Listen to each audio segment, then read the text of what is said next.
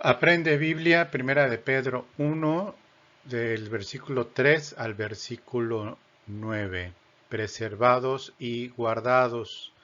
Si tú te preguntaras a ti mismo qué es el tipo de aflicción que estarías pasando por estos momentos siendo en la fe hermano, hermana, probablemente pues te contestarías tengo este o aquel asunto que me está afligiendo en mayor o en menor grado.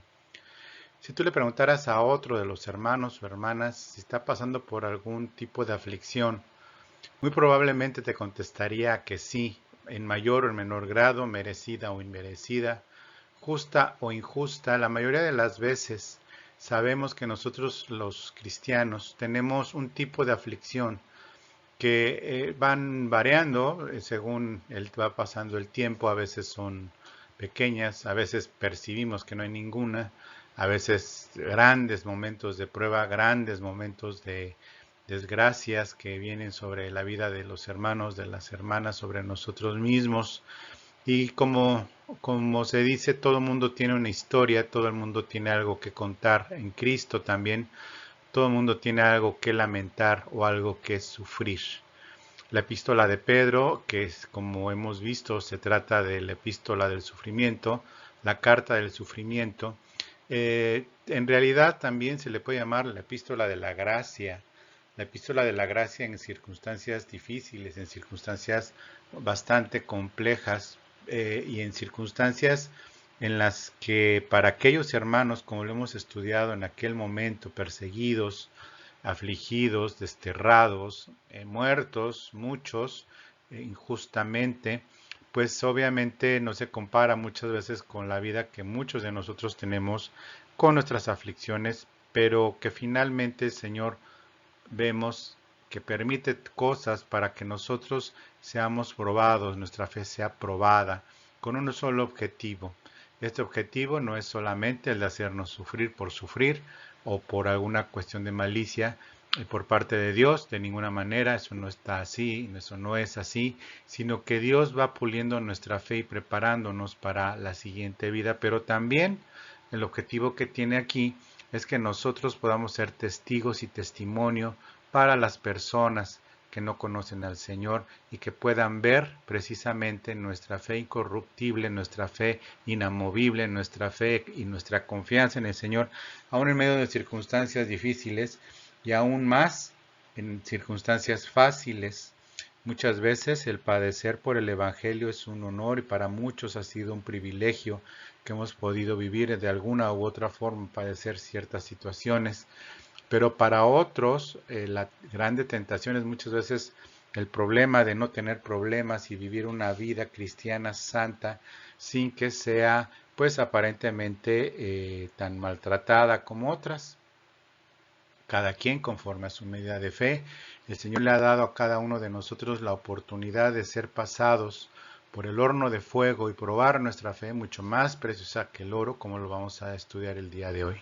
Te invito a que te quedes, te invito a que estudiemos esta segunda clase de Aprende Biblia, primera de Pedro, versículo capítulo 1 del versículo 3 al 9 y que es preservados y guardados. Te invito entonces a que la escuches completa y que el Señor nos dé revelación.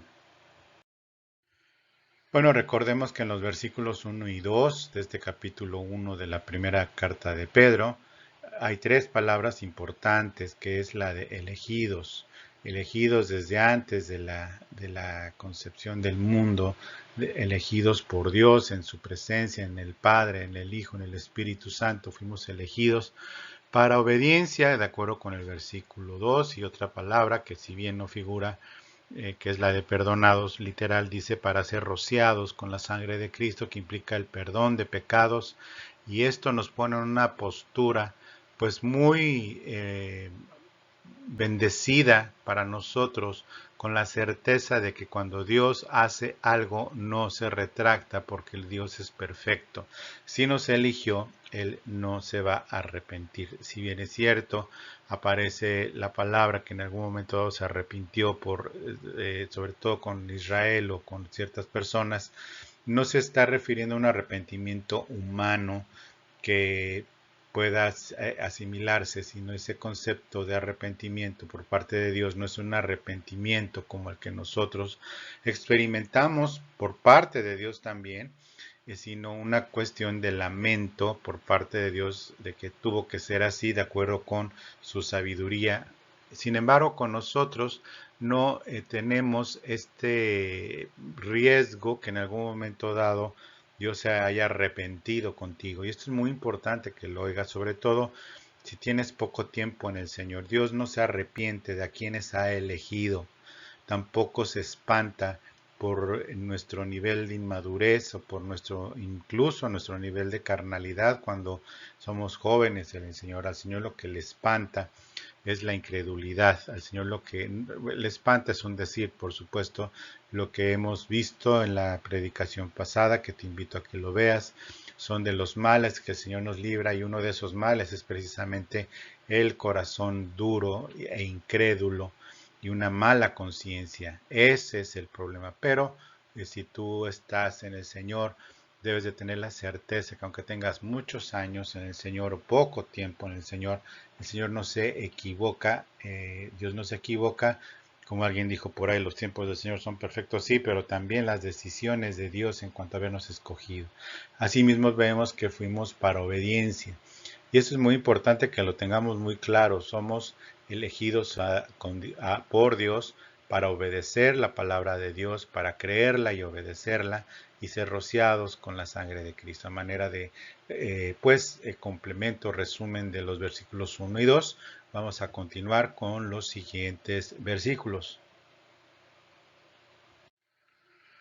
Muy bien, estamos en Primera de Pedro 1, versículo 3, como lo puedes ver en pantalla.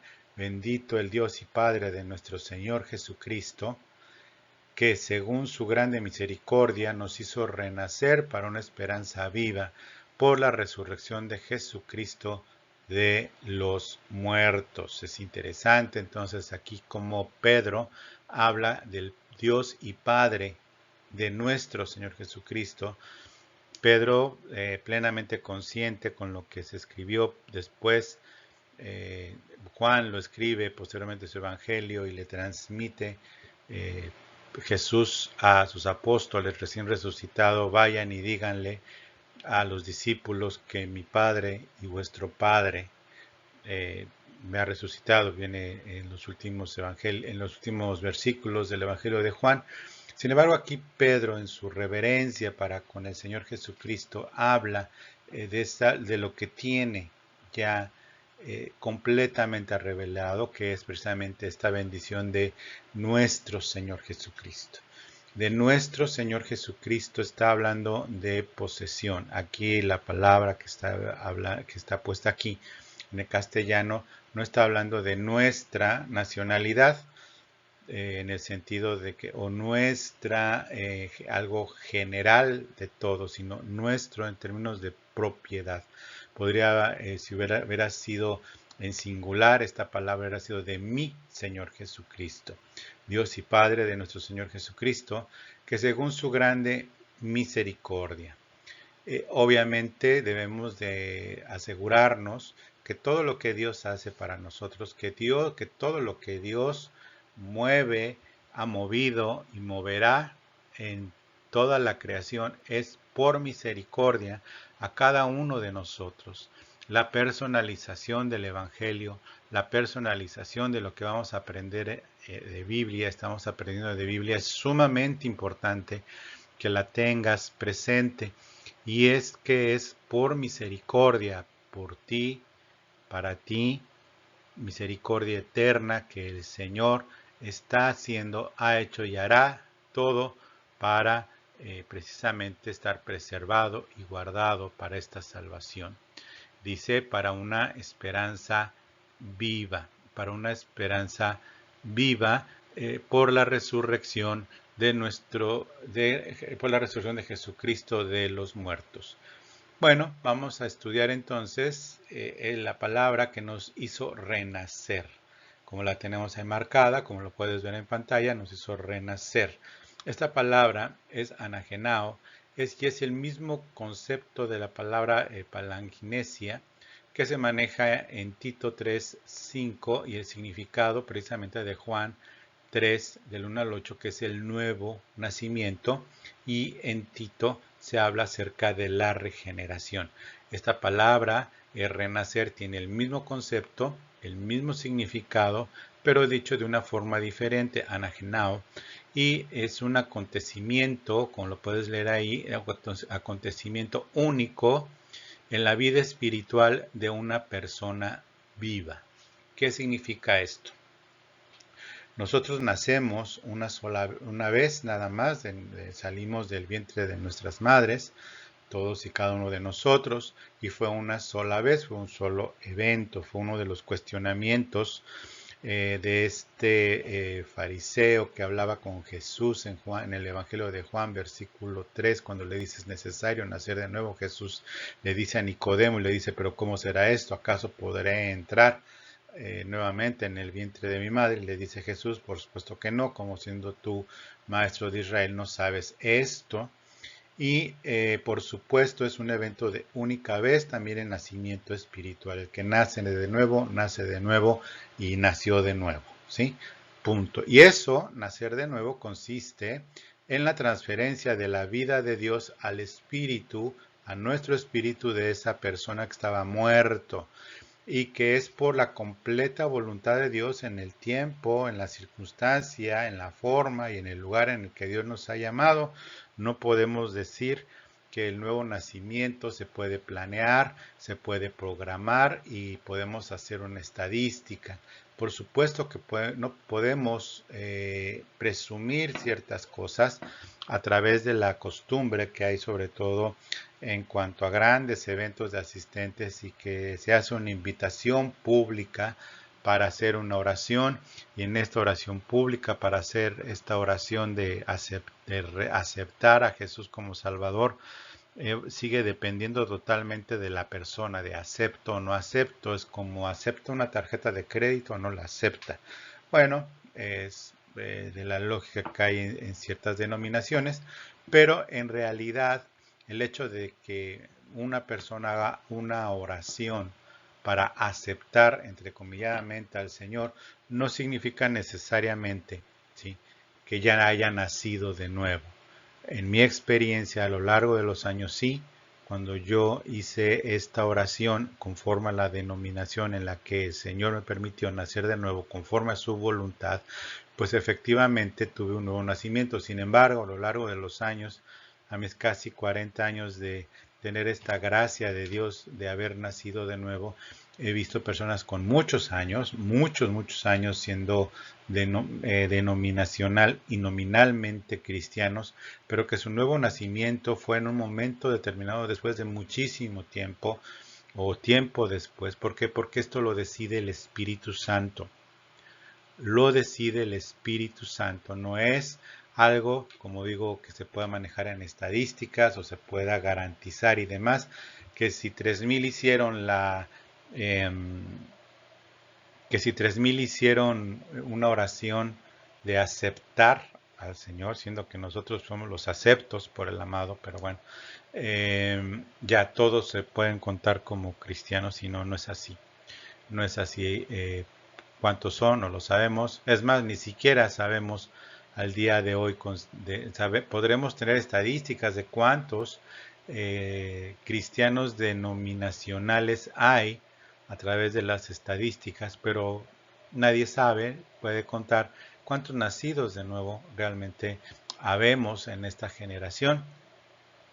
Eso solamente el Señor lo sabe. Entonces tenemos la segunda palabra, que es esperanza viva, que la puedes ver aquí en la página. Te lo voy a señalar con láser. Ok, entonces en primer lugar tenemos que nos hizo renacer, y tenemos la segunda, que es esperanza viva. Bueno, esperanza viva, vemos que es por medio de la muerte y resurrección de Jesucristo. Esperanza significa para un futuro, ¿sí? Un futuro, pero no un futuro de muerte, como hemos estudiado en las resurrecciones, sino de vida en la eternidad, con la garantía del Espíritu Santo. Llama mucho la atención la traducción de esperanza viva. ¿Por qué? Porque a saberse, pues la esperanza no se le puede atribuir viva o muerta, sino la expresión que se está dando aquí de esperanza viva es una de esperanza para vida eterna. Y una esperanza para vida eterna, pues evidentemente es para los renacidos o nacidos de nuevo. Los que tienen esta situación de no ser nacidos de nuevo, pues su esperanza, de acuerdo con lo que hemos estudiado de las resurrecciones, es una esperanza pero de espera para una segunda resurrección para muerte. Sin embargo, nosotros, los que el Señor nos ha llamado y nos ha hecho nacer de nuevo, como tú seguramente que me estás escuchando, pues es una esperanza viva. ¿Por qué? Porque es una esperanza para vida eterna y para una vida en un futuro glorioso que el Señor nos ha prometido. Entonces, en este versículo, en el versículo 3 de Primera de Pedro 1, vemos en el versículo 3 que nos hizo renacer para una esperanza viva basado en la misericordia de nuestro Señor Jesucristo. Vamos entonces a pasar al siguiente versículo, que es el versículo 4 también comienza con un para. Te recomiendo para aprender Biblia, ahora sí que para aprender Biblia, pongas mucha atención en el para qué y a quién. Cuando estés estudiando Biblia es importante que pongas atención en los paras porque ahí explica mucho del cómo y para qué o el por qué también. Bueno, dice en el versículo 4, para una herencia incorruptible, es decir, todo lo anterior adicionalmente tiene una finalidad y esa finalidad es una herencia que es incorruptible, incontaminada e inmarcesible. Y la palabra aquí que está pues marcada, que es la palabra reservada. Reservada en los cielos para vosotros, para ustedes, o para cada uno de ustedes, pues sería una traducción más adecuada. Bueno, dado aquí que dice incorruptible. Incorruptible es decir, sin corrupción. Y sin corrupción significa que es indestructible en el concepto original etimológico, pero también inalterable. Por eso es que la palabra corrupción se aplica en nuestro castellano que hubo corrupciones, que hubo alteración.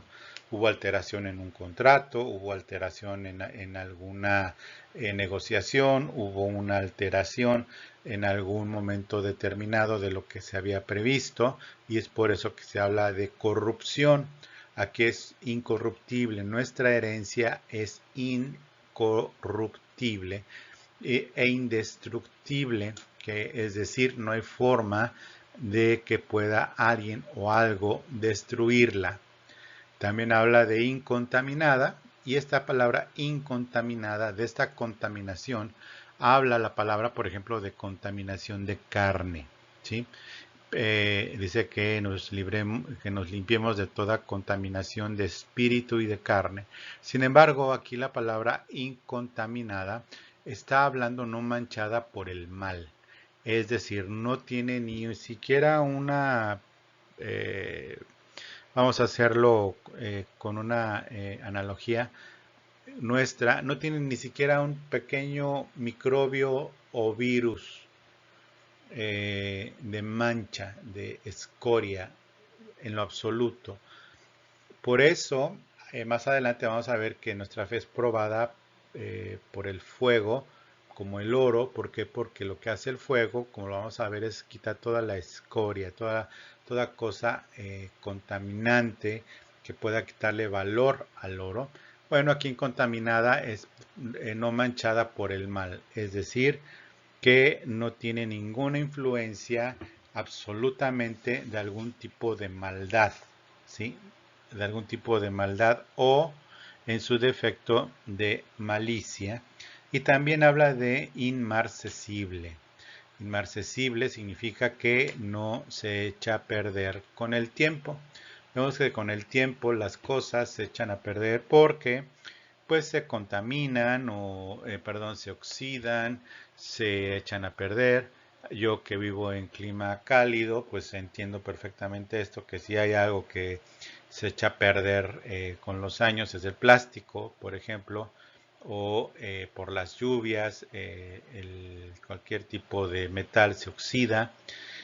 También como por el calor se seca muchas veces cualquier tipo de pasto que se tenga si no se riega.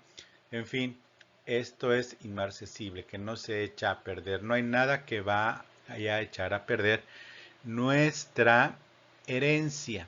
Ahora, no está hablando de la salvación, sino aquí está hablando de un concepto que es el de la herencia. Y esta herencia, vamos a pasarnos para acá donde dice herencia. Esta herencia es una coherencia con Cristo, como dice en Romanos 8, 17. En la primera parte dice, y si hijos, también herederos, herederos de Dios y coherederos con Cristo. ¿Qué es lo que va a heredar Cristo si es Dios? Si es el dueño de todo. Si es Dios, Dios Todopoderoso, Creador del cielo y de la tierra, ¿qué podrá heredarle el Padre a Cristo? Bueno, lo que le va a heredar el Padre a Cristo es el dominio total, el reino completo de toda la creación, en donde al final de todo esto, Cristo le devolverá el reino al Padre junto con nosotros y todos seremos uno con el Señor y para siempre y por siempre. Puedes leerlo esto en Primera de Corintios 15, que después de que haya sido todo consumado y terminado, Cristo el heredero le regresará a aquel que le heredó todo, se lo regresará al Padre en eterna gloria y ahí pues es donde nosotros estamos incluidos. Es decir, nosotros vamos a heredar con Cristo el reino, la creación y todo lo que se refiere al reconocimiento por el Padre para con Cristo al ponerlo por encima y por cabeza de todas las cosas. Esa es la herencia de Cristo. La herencia de Cristo, al haber muerto y resucitado, tiene que heredar como hijo amado y habiendo logrado la redención para nosotros, el Señor nos da esta bendición de ser coherederos y por eso es una herencia incorruptible, incontaminada e inmarcesible. Espero que el Espíritu Santo te dé una dimensión cercana a lo que estás aprendiendo hoy de Biblia. Al ser coheredero junto con Cristo, que vamos a heredar todo lo que el Padre le va a heredar a Cristo al final de los tiempos. Y sí, somos coherederos y esa herencia junto con Cristo, al ser un cuerpo con Cristo y al ser ya la esposa de Cristo, ya no la novia, sino al final de los tiempos la esposa del Cordero de Dios, pues obviamente vamos a recibir eso como en todos los buenos matrimonios. En los buenos matrimonios, cuando alguien hereda algo, lo heredan los dos, ¿sí? Es muy triste ver que si alguien hereda algo, uno de los cónyuges hereda algo, dice, no, pues a mí fue quien me lo heredaron, no a ti, le dice al cónyuge.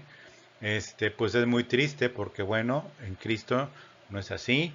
En Cristo lo comparte con su amada por la que murió, por la que estuvo lavando con su palabra, con la que estuvo limpiando, por la que murió y por la que ha sido salpicada con su sangre, pero que ahora ha sido vestida de lino fino y ha sido presentada sin mancha y sin arruga esta novia, ahora esposa en las bodas del Cordero. Por eso heredaremos junto con él cada uno de nosotros. Y también dice que es reservada para, como aquí está subrayado la palabra reservada. Bueno, esta palabra reservada significa reservada en los cielos y es el mismo concepto de una reservación personalizada en un hotel. Es decir, cuando tú haces una reservación, si lo has hecho, lo haces a tu nombre. si no lo haces, ¿a nombre de quién su reservación? A nombre de toda la iglesia, por favor. A nombre de todos los cristianos. Pues obviamente no, cuando tú haces una reservación en un hotel, lo haces a nombre de tu nombre en particular.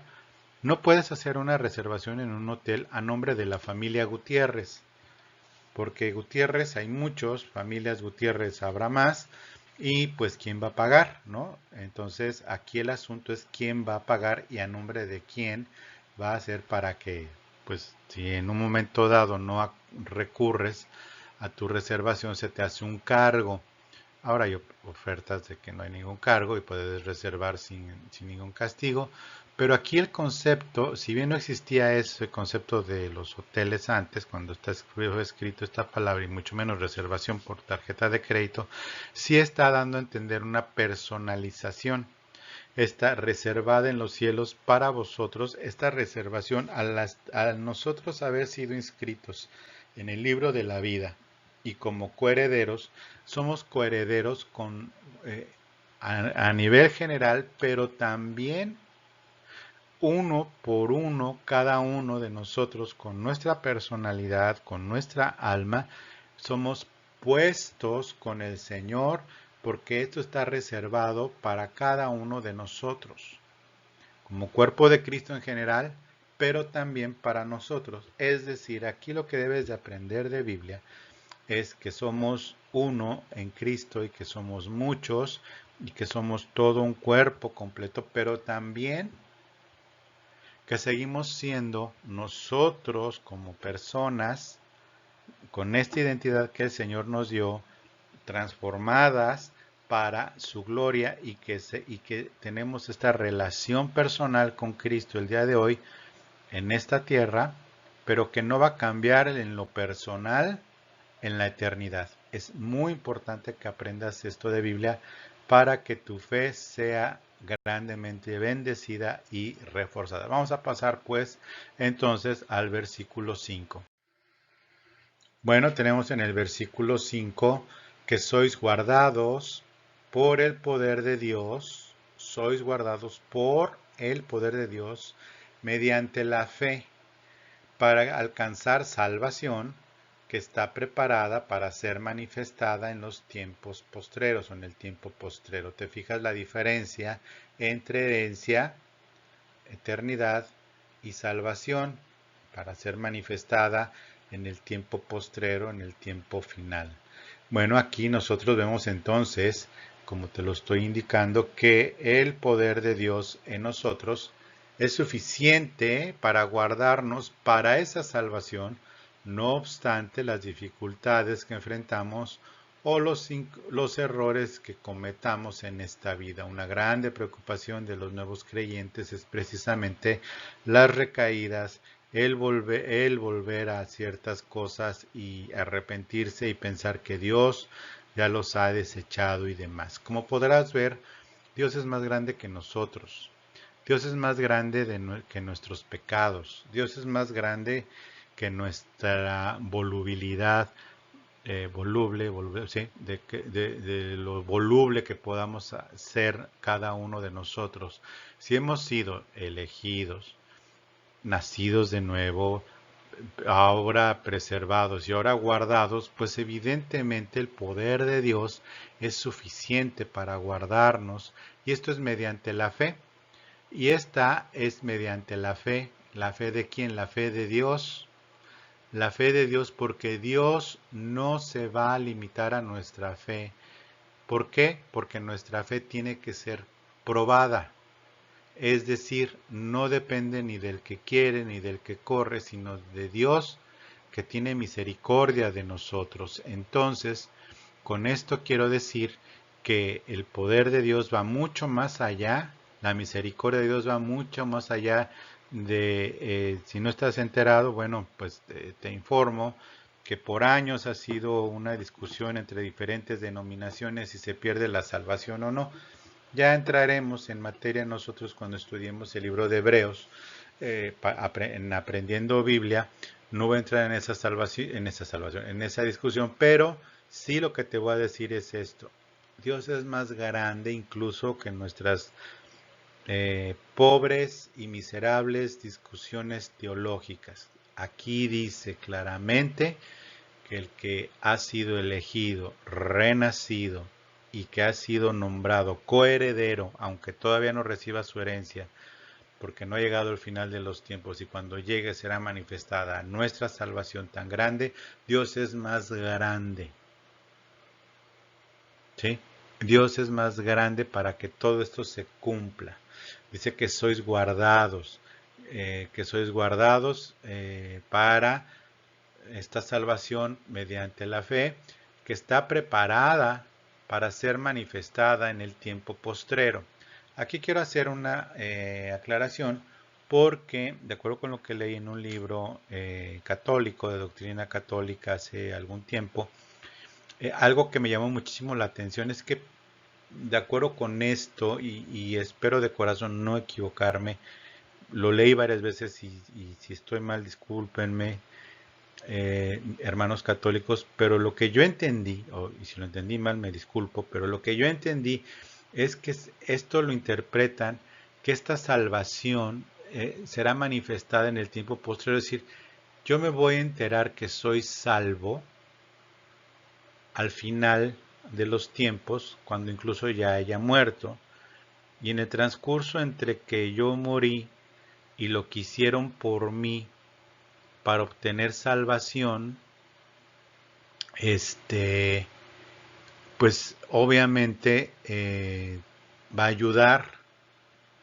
porque estoy en un lugar intermedio y lo que no hicieron nada por mí, pues se va a sujetar a esas obras, pero los que tuvieron buenas obras, se va a manifestar esta salvación, pero al final de los tiempos, entonces hoy ninguno de esta fe, de esta iglesia, tiene la certeza o la seguridad de ser salvo a pesar de sus errores y que por eso tiene que estar constantemente, estar recibiendo el perdón por parte de algún representante habilitado de la iglesia para recibir el perdón y sobre todo para estar constantemente renovando su comunión con Dios o con Cristo mediante el cuerpo y la sangre de Cristo y que por eso es tan importante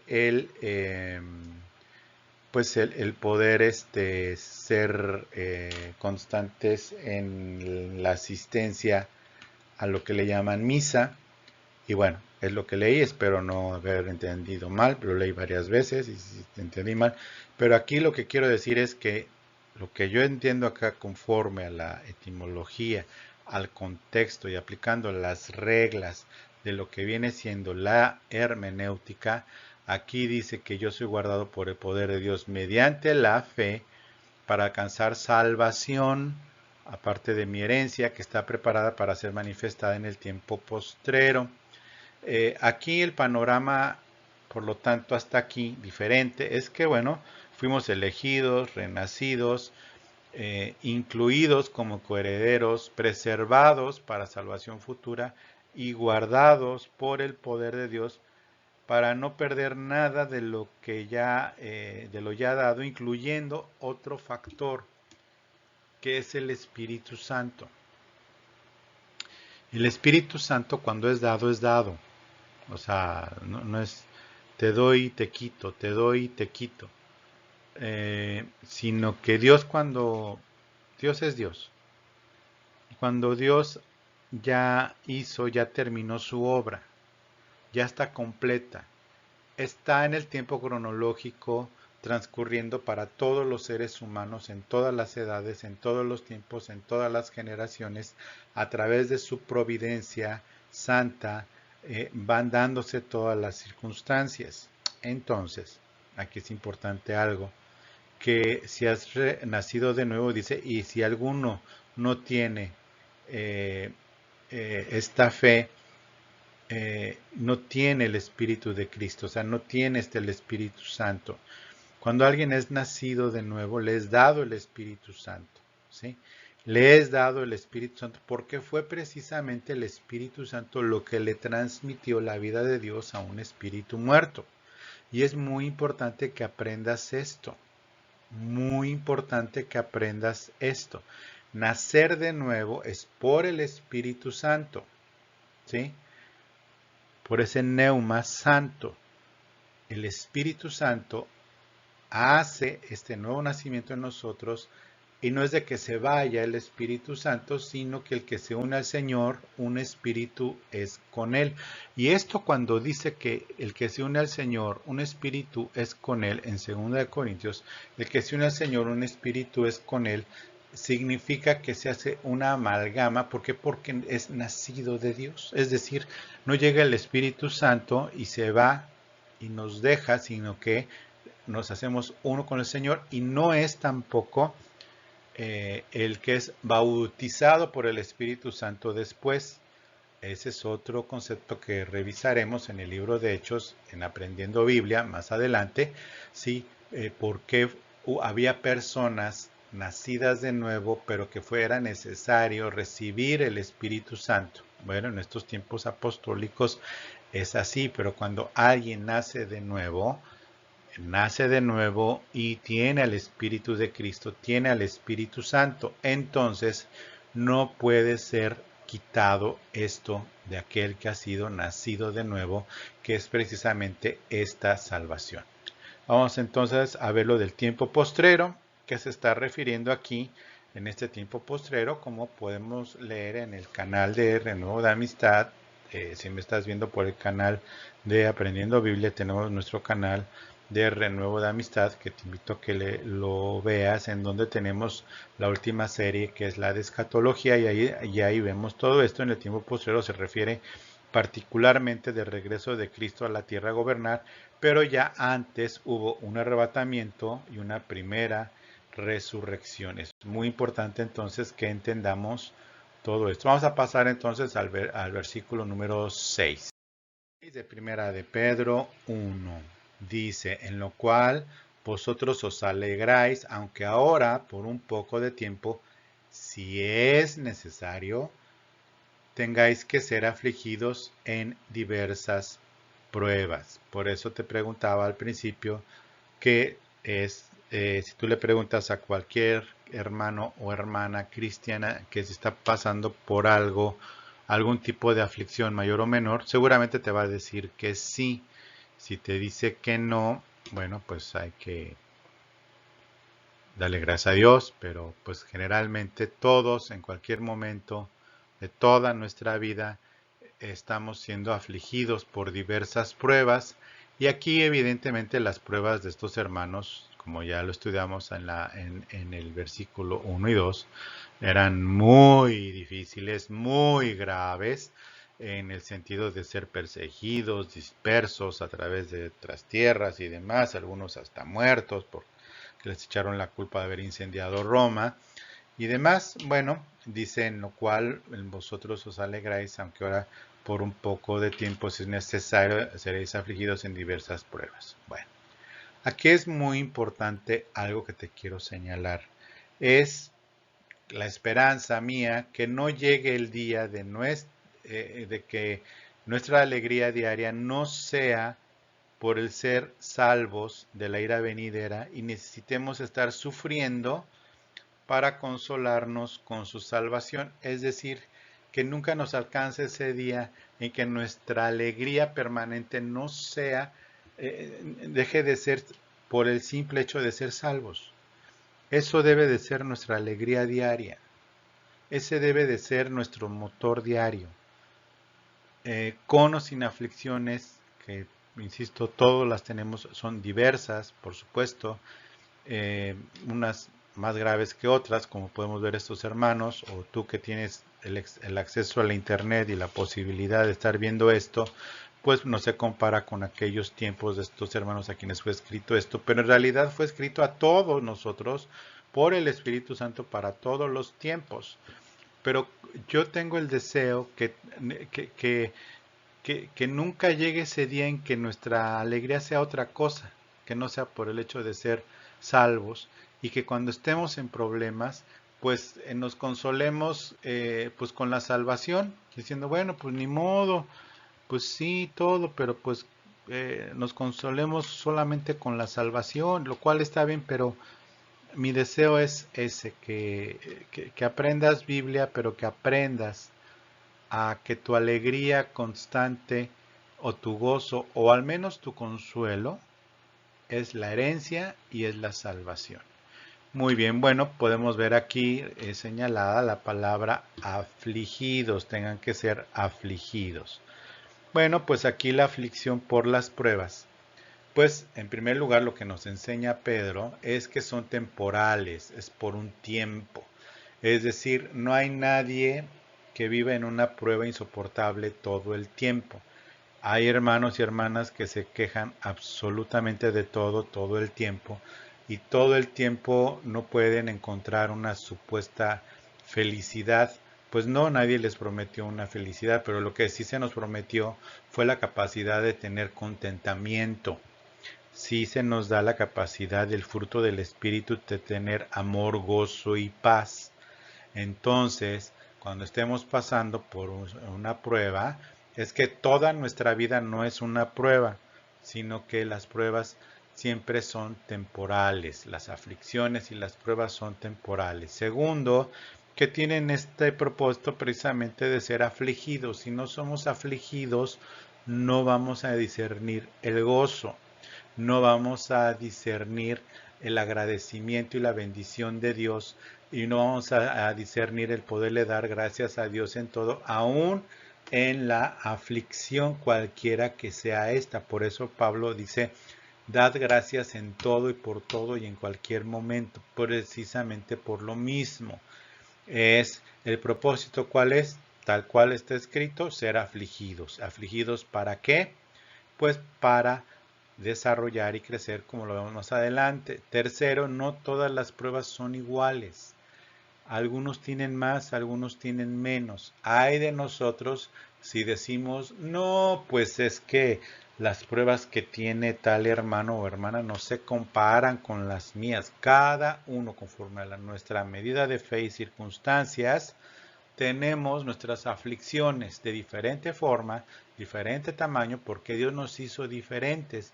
A estos hermanos en este tiempo era necesario que las aflicciones fueran así, para otros de una forma, para otros tal.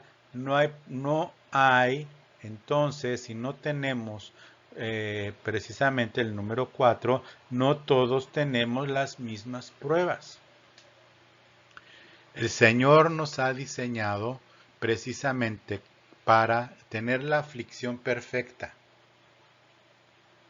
Y no es sadismo, sino es sabiduría y amor de Dios para que como nos hizo, nos vaya haciendo a la imagen de su Hijo antes de llegar aquel día a la eternidad y para hacerles ojo. Si Dios nos mete en aflicciones, es para serle a Él más útil. Serle más útil. Aprender cuesta. Crecer cuesta. Siempre. Entonces, las aflicciones y las pruebas son para poder serle más útiles a Dios en esta vida. Entre más afligidos, más victoriosos, y entre más victoriosos, más útiles a Dios. Entonces, basta de lamentos, porque la prueba está hecha a tu medida. La aflicción no es algo que te vaya a llevar al infierno, ni tampoco te vaya a matar. ¿Sí? Y bueno, si Dios lo permite que te mate, pues ya estaba escrito, nos veremos en el cielo. Pero mientras son peras o manzanas, como se dice en México, pues la aflicción son diferentes. No esperes que sea igual o mayor o menor. No te compares. Eso no está bien. No es de Dios compararse. Ni es de Dios envidiar, ni amargarse. Ni es de Dios tampoco menospreciar. ¿Ok? Y por último, en este punto 5, dice, se tiene acceso a un gozo sobrenatural en las pruebas dadas al Espíritu Santo en nosotros. Si algo necesitamos nosotros es el gozo del Espíritu Santo. Y el gozo del Espíritu Santo, si lo tratas de encontrar en la congregación y en la alabanza, déjame decirte que estás bien limitado. Bien limitado a lo que te tocó, geográficamente hablando, bien limitado a lo que te tocó, ahora sí que en tus lugares. Hay quienes viajan kilómetros y kilómetros para llegar a la congregación que les gusta porque la alabanza ahí les gusta y entonces el gozo del Señor. Es más, hay cantantes que dicen que la alabanza es el gozo del Señor. Están tremendamente equivocados. El gozo del Señor, de acuerdo con lo que yo entiendo de Biblia y lo que aprendo de Biblia y estoy estudiando, se manifiesta en la aflicción. El gozo del... mira, puedes poner una canción que diga, el gozo del Señor me fortalecerá y no entenderle nada. No entenderle nada de nada. Entonces, el gozo del Señor es sobrenatural, es fruto del Espíritu Santo y que viene y nos trae siempre esta grande bendición. De que es en las aflicciones y es sobrenatural porque es fruto del Espíritu. Vamos al versículo 7 entonces para continuar. Para que, otra vez para que sometida a prueba vuestra fe, mucho más preciosa que el oro, la cual, aunque perecedero, se prueba con fuego, sea hallada en alabanza, gloria y honra nuevamente, al final, cuando sea manifestado Jesucristo. Con esta idea que hay en la iglesia universal, conocida como católica, que es... que se sabrá al final de los tiempos quién tuvo esta bendición de ser salvado y quién no. Bueno, pues aquí lo vemos. Dice, para que una vez sometida a prueba nuestra fe. Bueno, aquí la prueba es a nuestra fe. Confiamos que Dios nos salvará y que nuestro credo es una realidad actual y una fe genuina, entendiendo que la aflicción es temporal y produce crecimiento, firmeza y obediencia a prueba de fuego purificador. Dios lo que nos prueba es para crecer, afirmarnos, fortalecernos, pero sobre todo para aprender a obedecer al Señor. Mira, podemos nosotros tratar de ser los mejores cristianos y tratar de echarle ganas y de hasta hacer muchas cosas en la iglesia bonitas. Pero el deseo de Dios es que aprendamos a obedecer, como Jesucristo aprendió a obedecer. Y dice la palabra de Dios en Hebreos que Jesucristo fue afligido y aprendió obediencia. Aprendió obediencia a Jesucristo. No veo la razón por la cual nosotros no padezcamos y no seamos puestos en aflicción para aprender a obedecer si en nuestro mismo Salvador y Dios, a nuestro amado Jesucristo, pues aprendió obediencia a través de las pruebas y a través de la cruz. Él aprendió obediencia al momento en el que dijo, mas no se haga tu voluntad, no se haga mi voluntad sino la tuya, ¿ok? El fuego, como dice aquí, en el oro limpia toda impureza y escoria. En el mismo, el fuego en nuestra fe limpia las impurezas de la incredulidad y la impureza de la desobediencia. Si algo hace el Espíritu Santo al meternos en aflicciones y pruebas, es para limpiarnos de dos cosas terribles, la incredulidad y la impureza de la desobediencia. La carne, nuestra carne, las obras de la carne, enojos, iras, herejías, fornicaciones, impurezas y todas las obras de la carne no se queman en las aflicciones. No se queman. Dios jamás va a probar nuestra carne. ¿Por qué? Porque evidentemente ya está reprobada. ¿Sí? Dios no nos pone en la hoguera como sacrificio para que nuestra carne sea quemada como en el Antiguo Testamento en los sacrificios. No, esa es una enseñanza hasta hereje. Lo que dice acerca de la carne es que sujetemos nuestra carne y por el Espíritu nosotros hagamos morir las obras de la carne. Lo que es probado en nosotros por las aflicciones es para quitar de nuestra fe la incredulidad y la impureza de la desobediencia al Espíritu Santo, la resistencia a lo que está y la tristísima incredulidad sobre lo que está escrito en el Nuevo Testamento y tratar de interpretarlo a nuestra manera. Eso es malo, no es así, no debe de ser así y que Dios nos guarde de esto. Jesucristo mismo se gozará en su día de vernos junto a Él como oro refinado, como Él mismo, para su gloria. Jesucristo mismo se gozará con nosotros cuando vea que nuestra fe fue probada y con su ayuda y misericordia es que estamos con Él en gloria. Vamos a pasar entonces al versículo número 8. Yo amo el versículo 8 por lo siguiente, porque nos incluye a nosotros y nos pone en un lugar especial. ¿Y cuál es este lugar especial? Es el siguiente: a quien amáis sin haberle visto, en la idea que amas a Dios. Por eso estás aprendiendo Biblia. Así es, ¿no?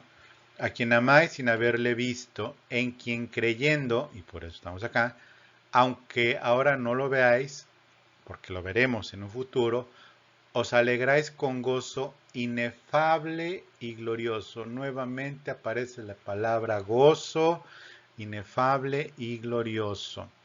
Más bienaventurados. Escucha bien lo que está aquí escrito. Más bienaventurados y gozosos somos nosotros que los mismos apóstoles y testigos presenciales del ministerio de Jesús, porque ellos, porque lo vieron, creyeron. Ellos, porque lo vieron, creyeron. Pero a los hermanos a los que fue escrita esta carta y que es para nosotros al día de hoy, somos más bienaventurados que Pedro, que los apóstoles, porque ellos lo vieron. Y te voy a decir estos versículos, te pido que los veas conmigo. Juan 20, 29 dice: Jesús le dijo: porque has visto, Tomás, creíste. Bienaventurados los que no vieron y creyeron. O sea, sé tú y yo. Por eso aprendes Biblia. Por eso yo enseño Biblia. Somos bienaventurados porque creímos, y como creímos, somos más bienaventurados porque no le vimos y por eso estamos aquí.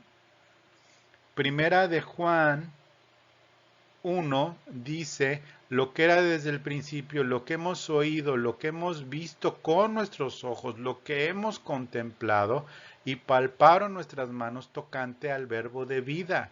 Dice lo que nosotros vimos y lo tocamos y lo vimos, y Juan hasta estuvo más cerca y se autodenomina el discípulo amado del Señor. Bueno, si Juan se autodenomina el discípulo amado del Señor porque estuvo ahí, también dudó y también huyó y también lo abandonó al momento de la crucifixión, pues muy amado y lo que sea, pero pues finalmente también lo abandonó.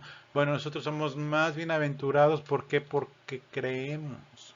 Y nosotros estamos estudiando Biblia no porque le creamos más a Pedro o a Juan que ni conocimos y que pues son libros que se escribieron hace casi 2000 años y que, pues, o sea, es el Espíritu Santo que nos dio la fe de Cristo, la fe en Cristo y la fe por Cristo, para nosotros creerle a Cristo a través de estos escritos, y por eso somos más bienaventurados, y eso de veras espero que llene de gozo tu corazón. En Hechos 5:32 como lo estoy marcando aquí, dice, y nosotros somos testigos suyos de estas cosas, y también el Espíritu Santo, el cual ha dado Dios a los que, y aparece aquí la palabra que te comentaba antes, le obedecen.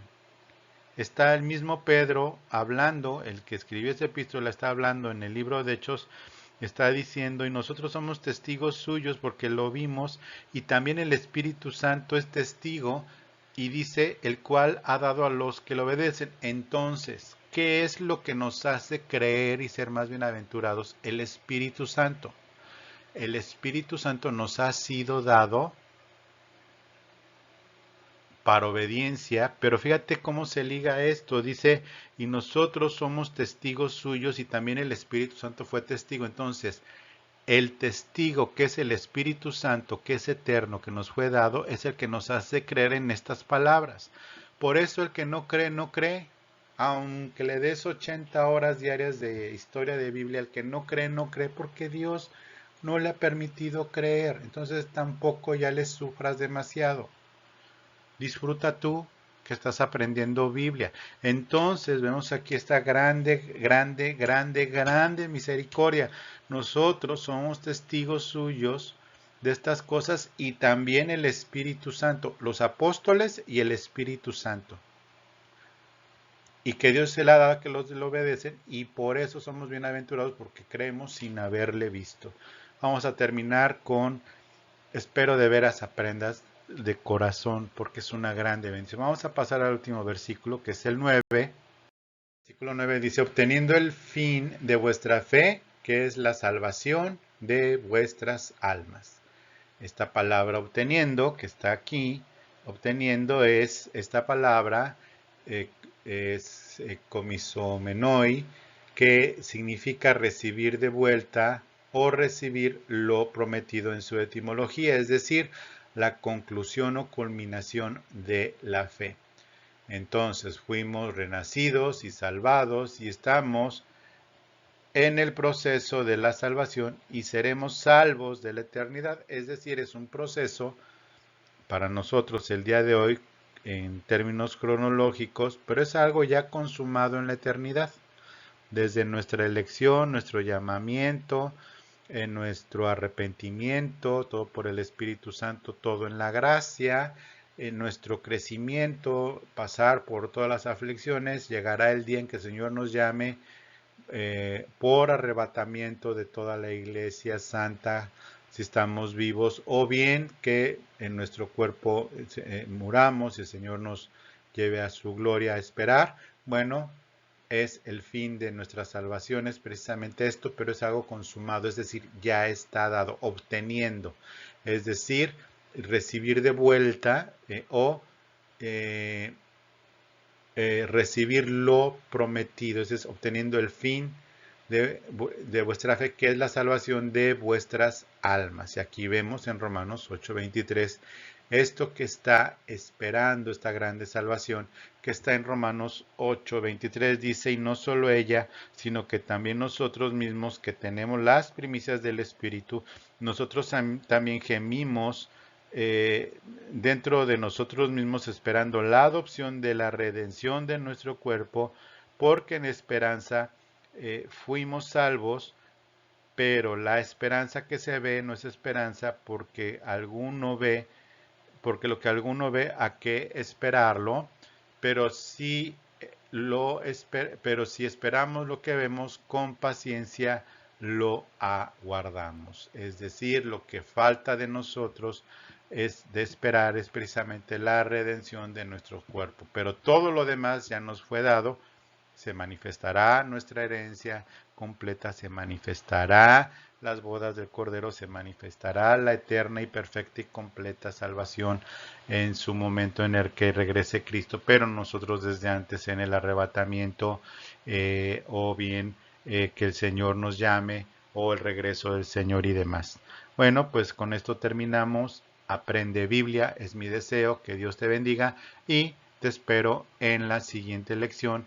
También ya concluiremos con Primera de Pedro capítulo 1. Dios te bendiga, te deseo lo mejor y ora y sobre todo no olvides Aprende Biblia. Muchas gracias.